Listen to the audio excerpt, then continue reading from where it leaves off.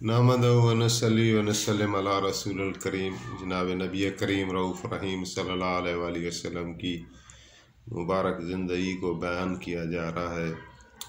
अभी मैंने गुज़िश्ता एपिसोड में अर्ज़ किया था कि अभी असल जो सीरत पाक है, जिसको पहले मगाज़ी भी कहा जाता था, यानी एक गज़वात का सिलसिला एक शुरू हुआ। और जिस तरह आपने मक्के में एक ज़िंदगी गुजारी तो वो ज़िंदगी बड़ी स्ट्रेसफुल थी और आपको हर तरह से आपकी उस तहरीक को मक्के वालों ने पूरे तौर पर कोशिश की कि बंद कर दें और दबा दें और ये ख़त्म कर दें। और लेकिन अल्लाह ताला की मदद थी और नबी अलैहिस्सलाम की वो तहरीक बहरहाल बढ़ती रही, अगरचे उस रफ्तार से तो नहीं बढ़ी जिस तरह अभी मदनी वाली ज़िंदगी को हम देख रहे हैं, लेकिन वो बढ़ती रही। और हुज़ूर ने भी अज़ियतें बर्दाश्त की, सहाबा ने भी बर्दाश्त की, लेकिन मुसलमान उस वक्त रिएक्ट नहीं करते थे, सब्र कर लेते थे। अब जबकि जमायत हो गई अच्छी, अंसार के 2 कबीले आ गए, मुहाजिरीन की एक जमायत आ गई और इनका भाईचारा भी हो गया। और भाईचारे में अल्लाह के रसूल सल्लल्लाहु अलैहि वसल्लम ने जो अंसार साहबा थे वो ज़ाहिर मुहाजिरीन की निस्बत नए थे, और मुहाजिरीन अव्वलीन को तो 13-14 साल हुज़ूर की मोहब्बत मिली, निस्बत मिली, ताल्लुक़ नसीब था, सोहबत नसीब थी, तो वो तरबियत याफ़्ता ज़्यादा थे। अलबत्ता अंसारीन को, अंसार मदीना को भी जज्बा तो बड़ा था, तो लेकिन हुज़ूर ने उनकी एक तरह से तरबियत में यानी एक भाईचारा भी कर दिया कि वो उनको ज़्यादा दीन सिखाएंगे। जिस तरह हज़रत साद बिन मुआज़ रज़ी अल्लाह ताला अन्हु, ये औस कबीले के सरदार हैं और बड़ा अहम किरदार है इनका, तो उनको आप अलैहिस्सलाम ने भाई दिया था अबू उबैदा बिन जराह, यानी एक ऐसा समझे कि अबू उबैदा बिन जराह तरबियत फरमा रहे थे हज़रत साद बिन मुआज़ की। तो ये दोनों बावकार और बुलंद पाया शख्सियत हैं इस्लाम की, मुखलिस। और तो बहरहाल फिर अल्लाह ताला ने हुक्म दिया कि अभी यानी जिहाद के लिए कि कातिलूहुम हत्ता ला तकून फितनतन फिल अर्ज़, इस तरह की आयत आई कि सूरत अनफाल में से, अल्लाह कमी बेशी माफ़ करे, कि कातिलूहुम हत्ता ला तकून फितना,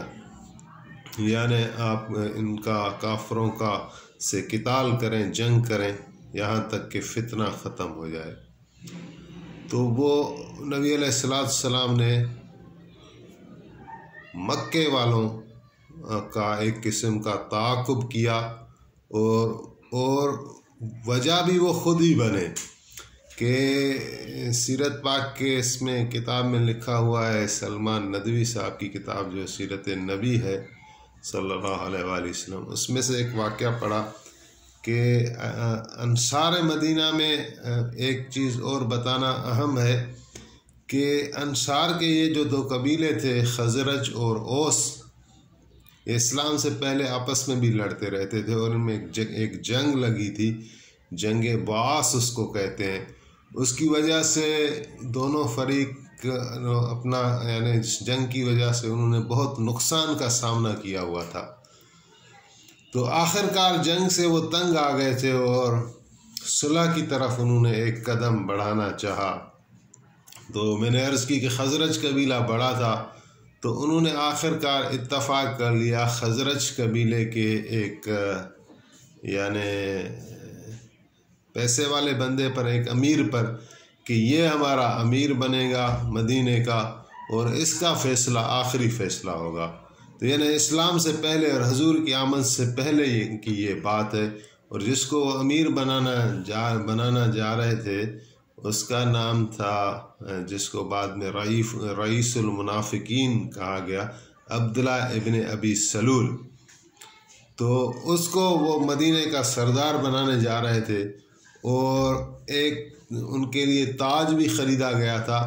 تاج میں ایک کا خاص قسم کا موتی تھا، وہ ابھی لگنا تھا اور اس کی تاج پوشی ہونی تھی، اور اس کو مدینے کا حاکم بنایا جا رہا تھا کہ اسی اثنا میں رسول اللہ صلی اللہ علیہ وآلہ وسلم نے انصار کو دعوت دی اور وہ مسلمان ہوئے، اور حضور علیہ السلام کے کلمے کے تحت یہ دونوں قبیلے بھائی بھائی بن گئے، اور وہ ساری جھگڑے، ساری لڑائیاں وہ ختم ہو گئی، اور حضور علیہ السلام کو وہ ٹوٹ ٹوٹ کر چاہنے لگے، اور ہر اپنی زندگی کا جو پیٹرن ہے لائف، وہ اپنی زندگی کی پوری واگ دوڑ جو ہے نبی علیہ السلام کے حوالے کر دی اور حضور پر فدا ہونے لگے، تو یہ آپس میں بھائی بھائی بن گئے۔ تو وہ منافق جو تھا رئیس المنافقین، اس کو یہ بات جو ہے وہ بہت گراں گزری کہ یہ کیا ہو گیا، یعنی میں بادشاہ بننے والا تھا، میں حاکم بننے والا تھا، اور محمد علیہ السلام آ گئے۔ تو بظاہر کیونکہ سارے انصار مسلمان ہو گئے تو وہ بھی مسلمان ہو گیا، لیکن اس نے ہمیشہ دل میں کینہ رکھا، بغض رکھا اور منافقت رکھی، اور چونکہ وہ رئیس تھا، پیسے والا تھا، معاشرے میں ان لوگوں کا اثر ہوتا ہے، تو اس کے ساتھ ایک یعنی کافی جماعت اس کے ساتھ رہی، اور وہ بھی اس منافقین کا یعنی ایک گروہ تھا جو کہ حضور علیہ السلام کو مدینے والی زندگی میں مشکلات وہ بھی ڈالتے رہتے تھے، اور کہتے ہیں کہ یعنی باہر کے دشمن سے مقابلہ تو آسان ہوتا ہے، اندر کے دشمن سے مقابلہ بہت مشکل ہو جاتا ہے۔ تو انہوں نے بھی نبی علیہ السلام کو بڑا سخت ٹائم دیا اور آپ کو پریشان کیا۔ حضرت عمر رضی اللہ تعالیٰ عنہ نے کئی موقع پر بار بار عرض کی کہ یا رسول اللہ میں اجازت دے دیں، اس کا ہم کام تمام کر دیں، تو آپ علیہ السلام فرماتے تھے کہ نہیں، لوگ کیا کہیں گے کہ محمد اپنے بندوں کو قتل کرا رہا ہے۔ تو یہ منافقین ایسا سمجھیں کہ ایک ناسور ہے، ایک کینسر ہے، ابھی بھی سوسائٹی میں ہے، تو یہ یعنی ایک ایسا مرض ہے جو ایسی سرایت کر جاتا ہے کہ اس سے جان چھڑانا بہت مشکل ہے۔ یعنی بظاہر آپ کو کہتے ہیں ہم آپ میں سے ہیں، آپ کی مجلس میں بیٹھ جاتے ہیں، محفل میں بیٹھ جاتے ہیں، اور پھر وہ پیچھے آپ کی دشمنی کرتے ہیں۔ تو قرآن پاک میں بھی کافی ان کی آیات اور مثالیں ملتی ہیں۔ تو بات تھوڑی آگے نکل گئی، عرض یہ کرنا چاہتا تھا کہ سیرت نبی میں لکھا ہوا ہے کہ نبی کریم صلی اللہ علیہ وسلم اپنے ایک خچر پر سوار تھے، یہ منافق بیٹھا ہوا تھا عبداللہ ابن ابی سلول، تو اس حضور کے جو خچر سے یعنی چلنے کی وجہ سے وہاں مٹی اڑی اور اس کے جا کے منہ میں لگی، تو اس کو بڑا غصہ آیا، اور نبی علیہ السلام نے وہاں وائز کیا، تبلیغ کی، تو یہ کہنے لگا حضور کو کہ آپ یہ وائز وہ تبلیغ جو ہے وہ یعنی چل کر ہمارے پاس نہ کریں، ہم جب آئیں تو آپ ہمیں بتایا کریں۔ اور پھر اس نے مکے والوں کے ساتھ خط و کتابت کی، یا انہوں نے خط لکھا یا اس نے لکھا، کہ اس میں انہوں نے نبی علیہ السلام اور پیغمبر اسلام اور تحریک اسلام کو کس طرح ختم کیا جائے۔ تو اس نے ابو سفیان اور ابو جہل والوں کو اس طرح کے خط لکھنے شروع کر دیے، اور وہ حضور کے ازلی دشمن تھے مکے والے، اور مکے والوں کو ہمیشہ اندیشہ رہا تھا کہ اگر حضور مدینہ تشریف لے گئے تو ایسا نہ ہو کہ یعنی کوئی جنگ کی صورتحال ہو، تو وہ آپ کے در پہ رہتے تھے کہ کسی طرح یعنی نبی علیہ السلام کی اس تحریک کو ختم کیا جائے، اور یہ منافق ان کا ساتھ دیتا تھا۔ اور اللہ تعالیٰ نے ابھی یہ حکم دے دیا کہ آپ ان کو جہاد کے لیے تیار کریں، تو نبی علیہ السلام نے جہاد کے فضائل بتائے، اور خاص طور پر یہ جو مکے والے لوگوں کا یعنی مکے پر حملہ کرنا تو فی الحال مقصود نہیں تھا، لیکن فی الحال یہ ممکن تھا کہ مکے والوں کا جو گزر سفر ہوتا تھا، اپنے گزرگاہیں ہوتی تھیں، ان کے قافلے آتے جاتے تھے، تو فی الحال جنگ کی یہ صورت سمجھ میں آئی کہ ان کے جو قافلے آتے جاتے ہیں ان کا یعنی محاسبہ کیا جائے اور مقابلہ کیا جائے، تاکہ ان کو پتہ چلے، اور اسی طرح یعنی جس طرح یہ اسلام سے دشمنی کر رہے ہیں تو ان کا راستہ بند کیا جائے۔ تو اس مقصد کو پیش نظر رکھتے ہوئے پہلے آپ نے کچھ سریے بھیجے، یعنی غزوات کو علماء کرام نے، سیرت نگاروں نے 2 اقسام میں تقسیم کیا ہے۔ ایک وہ ہے جس کو ہم کہتے ہیں سریہ،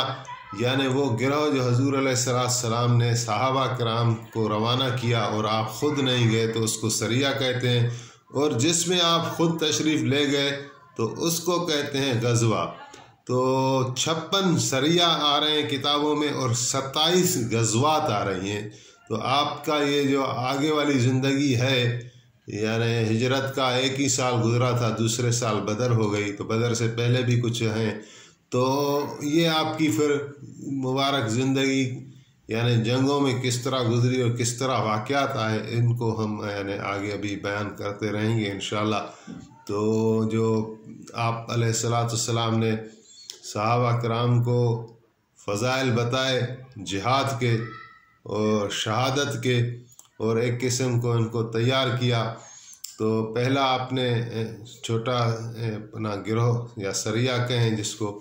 وہ بھیجا حضرت عبیدہ بن حارث، آپ کے چچا زاد بھائی تھے، ان کو آپ نے امیر المومنین بنا کے ایک چھوٹا سا جتھا دیا اور ان قافلے والوں پر حملہ کرنے کے لیے، تو لیکن ان کے ہاتھ جو ہے وہ کچھ آ نہیں سکا۔ اچھا، جو پہلا جتھا تھا وہ حضرت حمزہ کو آپ نے بھیجا اور 30 سوار دیے، اور ایک قافلہ جا رہا تھا جس میں کہ ابو جہل بھی تھا، تو ان کے تعاقب میں تو قافلے والوں کو پتہ چل گیا کہ مسلمان آ رہے ہیں، تو انہوں نے اپنا راستہ تبدیل کیا، لیکن حضرت حمزہ ان کے سامنے آ گئے۔ لیکن اس قافلے میں بھی قریش کے جو کفار تھے 300 افراد تھے، اور ابو جہل نے کہا کہ ہم ان سے جنگ کریں گے اگر یہ جنگ کرنے آئے ہیں۔ تو حضرت حمزہ نے بھی تیاری کی ہوئی تھی، لیکن وہاں جہاں یہ ان کا آمنا سامنا ہوا تو ایک شخص کا نام آیا مجد بن عمرو، وہ آ گئے اور اس نے کہا کہ میں یعنی آپ جنگ نہ کریں، اور جنگ یعنی کو صلح میں تبدیل کر دیا۔ تو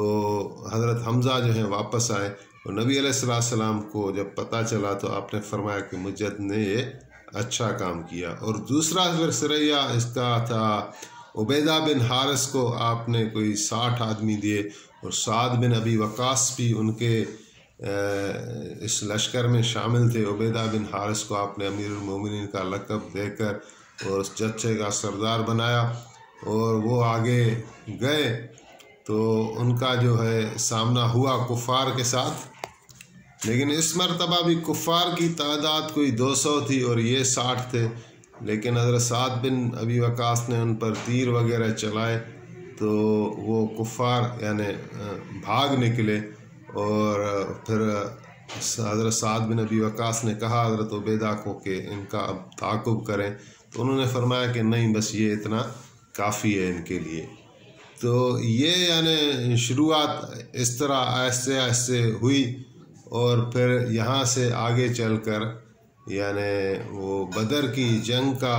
وہ سما آ رہا ہے، جو کہ اسلامی تاریخ میں جناب نبی کریم صلی اللہ علیہ وآلہ وسلم کی مبارک زندگی میں اور تمام مسلمانوں کے لیے